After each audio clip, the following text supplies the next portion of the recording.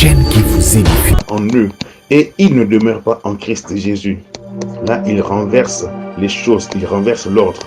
La Bible dit, il faut d'abord demeurer en Christ, il faut que les paroles de Christ demeurent en vous, habitent en vous abondamment en toute sagesse.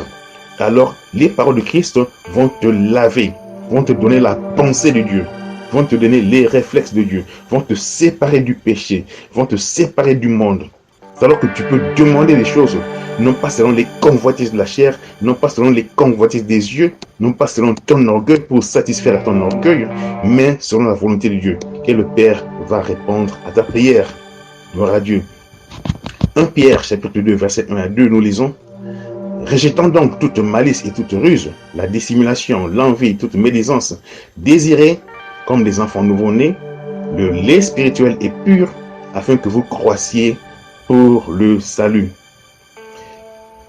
Beaucoup de gens ont une vie de prière intense, mais une vie de prière sans la parole du Christ, une vie de prière sans les enseignements du Christ. Cela veut dire qu'ils ont construit leur propre justice, ils ont frayé leur propre chemin pour aller au ciel. Non, Jésus-Christ seul est le chemin, la vérité et la vie. HB Media, la chaîne qui vous édifie.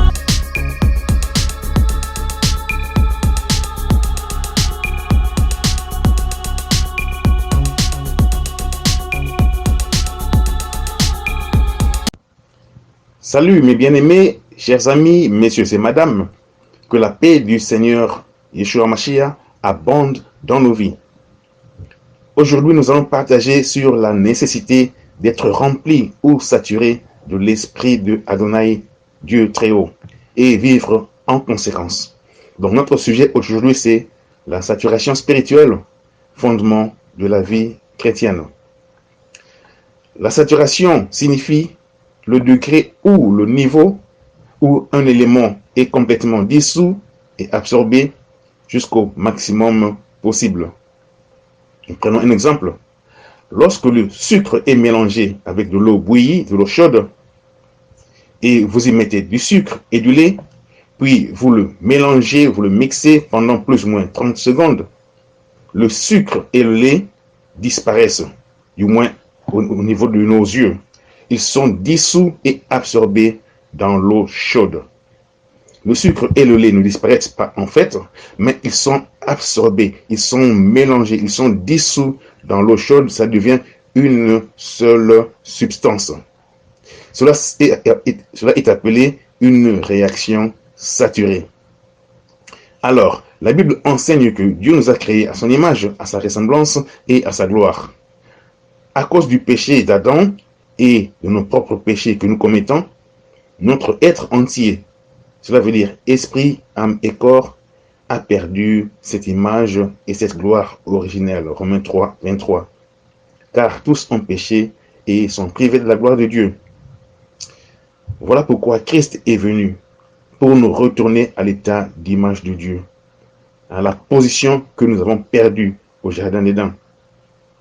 Le mélange ou la combinaison de notre esprit, âme et corps, mélangé avec les paroles du Christ Jésus et avec le Saint-Esprit, la direction du Saint-Esprit dans nos vies, pendant un temps, va produire en nous la délivrance. Voilà pourquoi Christ a dit, vous connaîtrez la vérité, donc les paroles de Jésus, vous connaîtrez la vérité et la vérité vous affranchira. Alléluia. Cette saturation va conduire à la régénération de notre être. Cela veut dire à la nouvelle naissance. Et ça va produire la restauration de notre relation avec le Père. Ça va nous conduire à une vie de victoire sur le péché et sur les tentations. Ça va nous donner l'autorité sur les démons. Et enfin, la vie éternelle dans le royaume céleste. Le travail fut terminé. Les résultats furent rendus possibles par l'œuvre de la croix. Quand Christ a crié, tout est accompli. Cela veut dire mission accomplie. It is finished. It's all done. Tout est fait. C'est réalisé. Voilà pourquoi Dieu lui a donné le titre de roi des rois et Seigneur des seigneurs. Donc, Jésus-Christ est devenu roi des rois seulement après être monté sur la croix, après avoir accompli la mission de sauver l'humanité, de délivrer nos esprits, âmes et corps, rendre possible cette saturation spirituelle, cette restauration de la relation avec le Père, cette nouvelle naissance, la régénération, notre repositionnement dans le royaume céleste, et Christ a tout accompli. Et il a dit, Père, j'ai terminé le boulot, et j'ai bien fait le boulot. Voilà pourquoi le Père a dit, maintenant, je te donne le titre de roi des rois et seigneur des seigneurs. Et donc, tout genou fléchira devant toi, dans le ciel, sur la terre et sous la terre. Aucun prophète, que ce soit Abraham, Moïse, Élie, Daniel, Ézéchiel et tout ce que tu peux citer, aucun chef religieux, aucun Dieu, il y a beaucoup de dieux ici dans le monde, aucun Dieu n'a pu accomplir cela, n'a pu restaurer l'homme à l'état initial. Il n'y a que Jésus qui l'a accompli. Voilà pourquoi il est digne de recevoir honneur, gloire et puissance. Voilà pourquoi il est notre Seigneur, il est notre Dieu, il est notre Sauveur. Comment alors pouvons-nous nous saturer de la divinité que nous avons perdue et qui est rendue possible à la croix de Golgotha? Colossiens 3,16 nous dit que la parole du Christ habite en vous abondamment. Instruisez-vous, exhortez-vous les uns les autres en toute sagesse, par des psaumes, par des hymnes, des cantiques spirituels, chantant à Dieu dans vos cœurs sous l'inspiration de la grâce, sous l'inspiration du Saint-Esprit. Et quoi que vous fassiez en parole ou en œuvre, faites tout au nom du Seigneur Jésus. Pourquoi? Parce que c'est Christ Jésus qui l'a rendu possible. Ce n'est pas Moïse, ce n'est pas Élie, ce n'est pas Abraham, mais c'est Christ qui nous a restaurés. C'est Christ qui nous a délivrés. C'est Christ qui nous a donné la grâce d'être appelé enfant de Dieu, la grâce de recevoir la vie nouvelle. Et Christ a dit à Nicodème, si tu n'es né d'eau et d'esprit, tu n'auras pas la vie éternelle. Nicodème enseignait Moïse, il enseignait Élie, il enseignait les paroles de Job et tout ce que tu peux citer, mais il n'avait pas la vie éternelle. Il devait recevoir les enseignements de Jésus pour naître de nouveau. Alléluia. Gloire et honneur soient rendus à Christ Yeshua. Dieu est bon. Nous allons à Jean 15, verset 3. Jean 15, 3 nous dit, « Déjà, vous êtes purs à cause de la parole que je vous ai annoncée. Vous voici déjà purs, nets, à cause de la parole que je vous ai annoncée. » En d'autres mots, si vous permettez les enseignements, les paroles de Jésus d'entrer en vous, ces paroles vous purifient. Cette parole vous restaure, âme, esprit et corps, à l'image de Dieu. C'est merveilleux. Il n'y a que Christ qui a reçu ce ministère. Josué 1, 8 à 9, Josué chapitre 1, verset 8 à 9, nous lisons que ce livre de la loi ne s'éloigne pas de ta bouche. Médite-le jour et nuit pour agir fidèlement selon tout ce qui y est écrit. C'est alors que tu auras du succès dans tes entreprises. C'est alors que tu réussiras. Ne t'ai-je pas donné cet ordre? Fortifie-toi, prends courage. Ne t'effraie point et ne t'épouvante point, car l'Éternel ton Dieu est avec toi dans tout ce que tu entreprendras. Ça demande de la discipline, une discipline journalière. Le royaume des cieux n'est pas pour les paresseux. Le royaume des cieux n'est pas pour ceux qui travaillent d'une façon légère, nonchalante. Non, ça demande du courage, du sérieux et de la régularité. Jean 15, verset 7. Si vous demeurez en moi et que mes paroles demeurent en vous, demandez ce que vous voudrez et cela vous sera accordé. Je répète, Christ a dit, si vous demeurez en moi et que mes paroles demeurent en vous, demandez ce que vous voudrez et cela vous sera accordé. Une belle promesse. Les chrétiens réclament ce verset. Ils disent, Seigneur, accorde-moi ce que je désire. Entre-temps, les paroles de Christ ne sont pas en eux et ils ne demeurent pas en Christ Jésus. Là, il renverse les choses, il renverse l'ordre. La Bible dit, il faut d'abord demeurer en Christ, il faut que les paroles de Christ demeurent en vous, habitent en vous abondamment en toute sagesse. Alors, les paroles de Christ vont te laver, vont te donner la pensée de Dieu.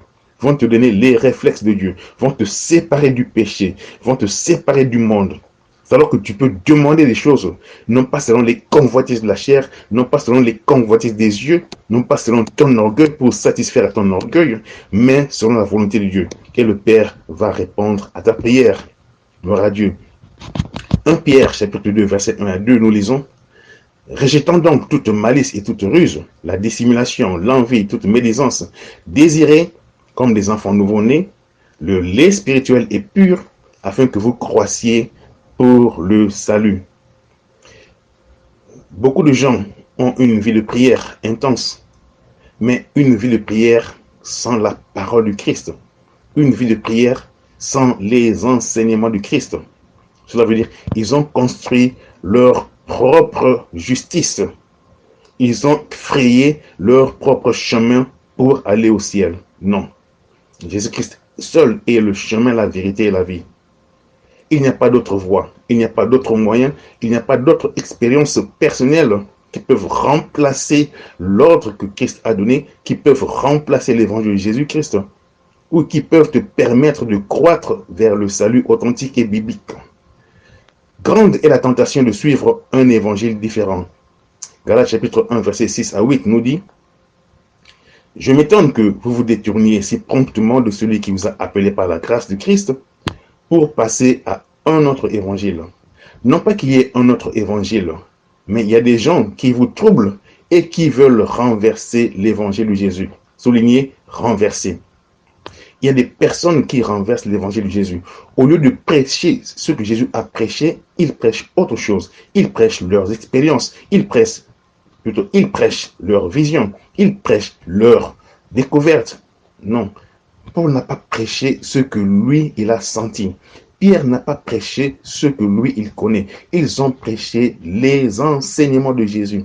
Christ a dit, allez par tout le monde entier, faites de toutes les nations mes disciples, les baptisant au nom de Père, Fils et Saint-Esprit, enseignez-leur tout ce que je vous ai prescrit, tout ce que Jésus a prescrit. Donc le devoir de toi, prédicateur, pasteur, apôtre ou prophète, évangéliste, notre devoir, c'est de prêcher tout ce que Jésus a commandé. Pas prêcher tes expériences, pas prêcher tes miracles, comme c'est le cas aujourd'hui. Voilà pourquoi il y a beaucoup de chrétiens, bon, je dirais les convertis, les croyants, mais qui n'ont pas Christ en eux. Pourquoi? Parce qu'ils ne sont pas saturés, ils ne sont pas remplis des enseignements de Jésus. Ils ne sont pas saturés. Leur vie n'est pas dissoute. Leur nature, leur personnalité n'est pas confondue dans l'évangile de Jésus-Christ. Paul a dit, quand moi je vis, ce n'est pas moi qui vis, mais c'est Christ qui vit en moi. Voilà ce que Dieu attend de nous. Non pas qu'il y ait un autre évangile, mais qu'il y ait des gens qui troublent le peuple de Dieu et qui veulent renverser l'évangile de Christ. Mais quand nous-mêmes ou un ange du ciel annoncerait un autre évangile que celui que nous avons prêché, qu'il soit maudit, qu'il soit anathème, qu'il aille en enfer. Bien-aimé, permets à Adonai El Shaddai de te remplir de sa vie divine en permettant aux paroles du Christ de produire la saturation spirituelle, la combinaison spirituelle, la combustion, que toi, ton être entier, donc esprit, âme et corps, soit mélangé, soit brûlé dans le feu du Saint-Esprit. Qu'il n'y ait plus des entités différentes, mais qu'il y ait une seule personne, toi confondu dans le Saint-Esprit, Christ en toi, toi dans Christ Jésus. Voilà ce que Dieu attend de nous. Décide-toi de manger la parole du Christ.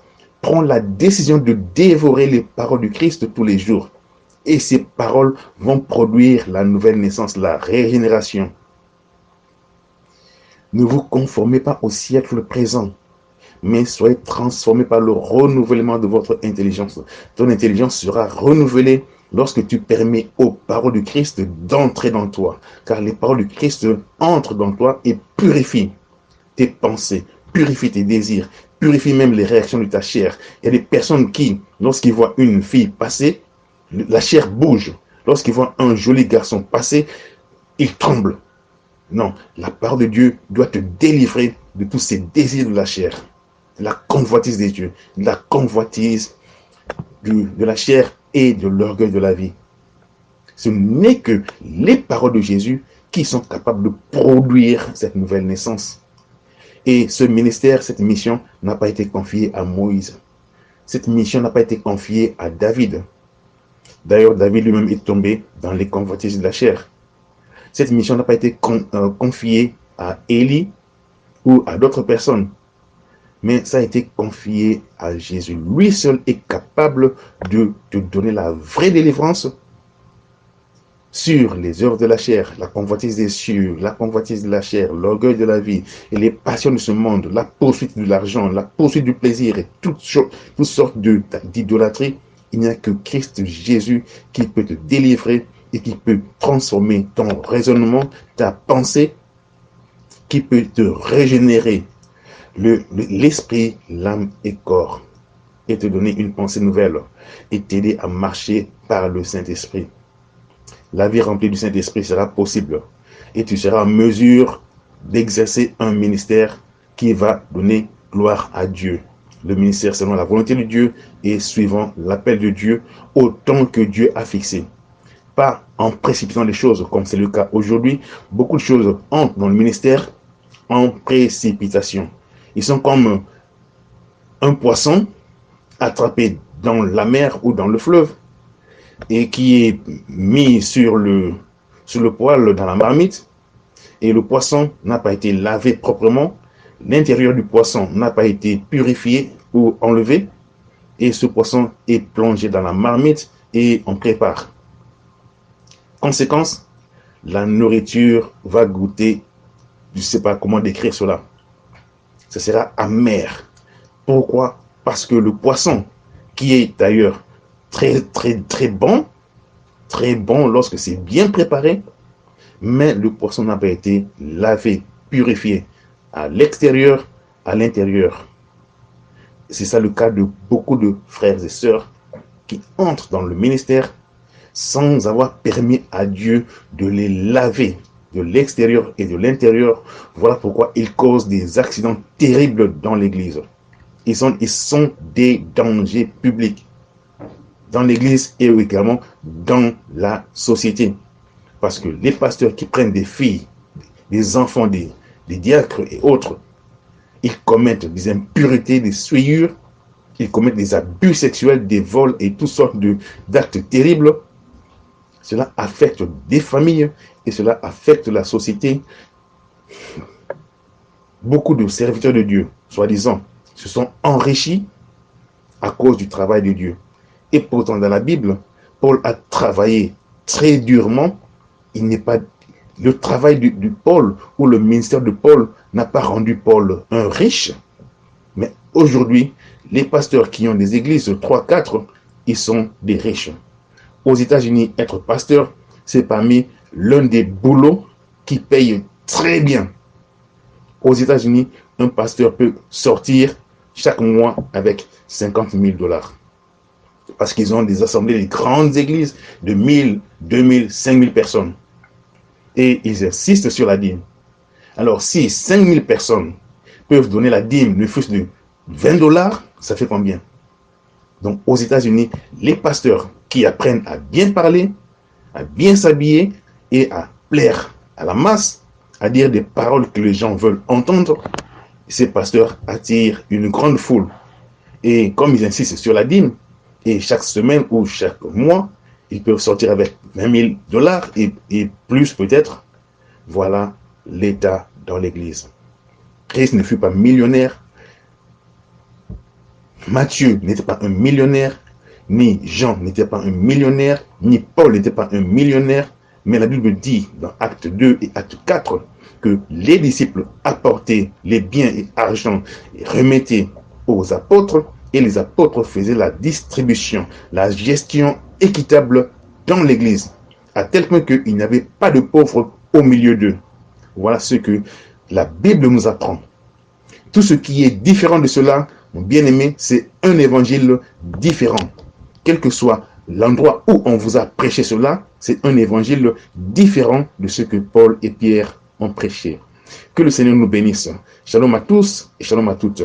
C'est moi, votre serviteur, le pasteur Lucien Moukoko. Shalom. HP Media, la chaîne qui vous édifie.